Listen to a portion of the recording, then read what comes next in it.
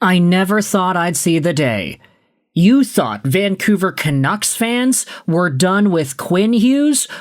Well, seems like New Jersey Devils fans are also kind of done with their own Hughes too. Now, I'm kind of joking in the way I talk about that, but earlier today, we had the New Jersey Devils and the Carolina Hurricanes playoff, wherein the Hurricanes ended up scoring in the first minute of the contest.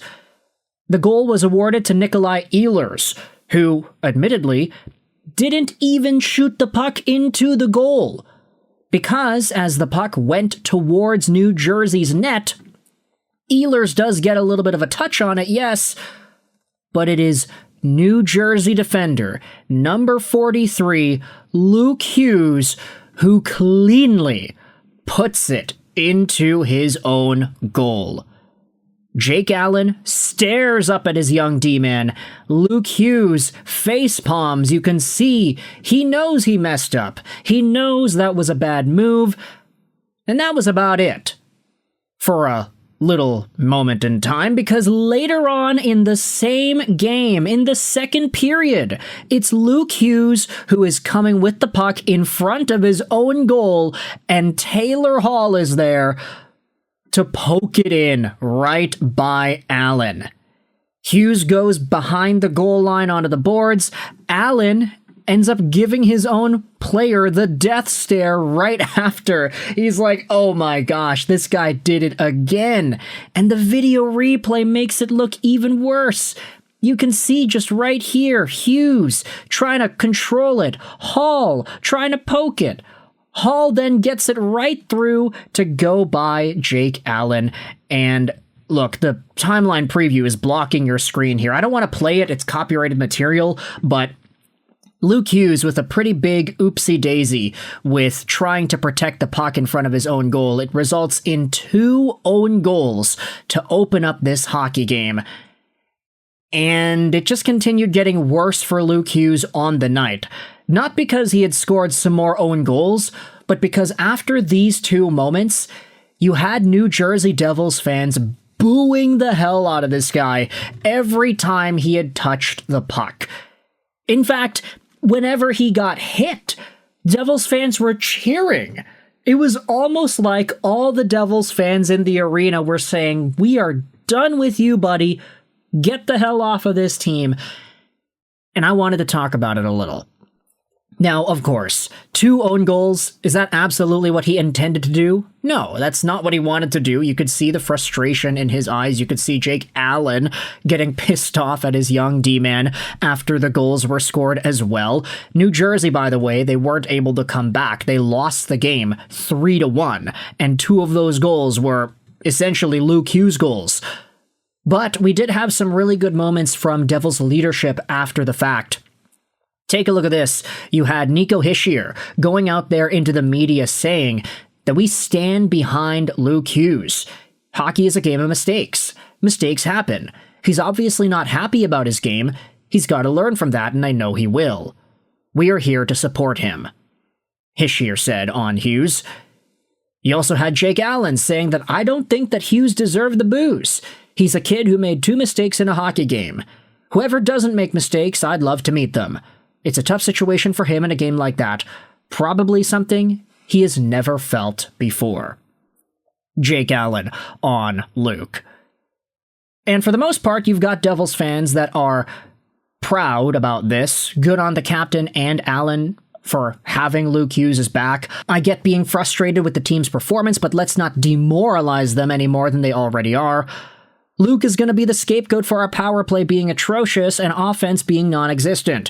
We scored 1 goal. That's all anyone needs to know about this game. I just watched Luke's interview. The dude looks exhausted. I'm still frustrated with him, but even I feel bad for him. The he's just a kid thing doesn't really work when he's making $9 million a year, especially when he held out for more money. Too bad. You get everything that goes along with it now.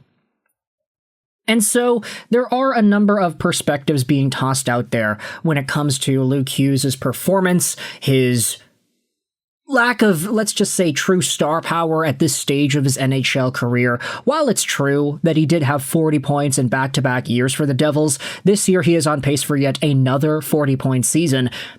It's true, he's 22, he's gonna get better, he's gonna continue to produce more, but right now, the guy's making $9 million per season. He's making more than both of his brothers. He's making more than Lane Hudson. He is one of the highest paid defenders in the league. He's making the same amount of money as Cale Makar.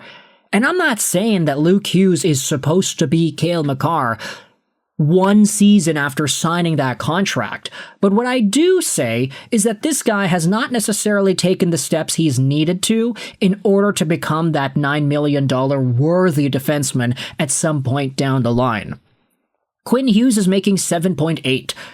Luke is making that much more money per year than him.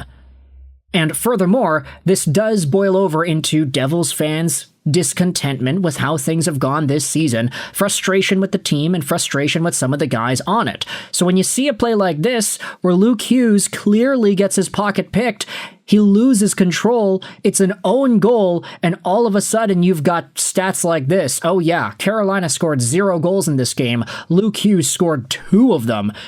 He's getting booed every time he touched the puck. Compiled with the careless mistake on Carolina's first goal, fans are getting tired of his mediocrity and mistakes for $9 million a year. And any lack of accountability his entire career has had because his last name is Hughes. And that, of course, is one of these things that I also will say. If Luke Hughes' last name wasn't Hughes, if he was not a Hughes, firstly, he wouldn't have gotten the amount of money that he's got right now. There were reports about a family tax being tossed out there. Oh yeah, because Luke is the third in a series of brothers that have both gotten underpaid, Luke is going to compensate because he's not going to be underpaid.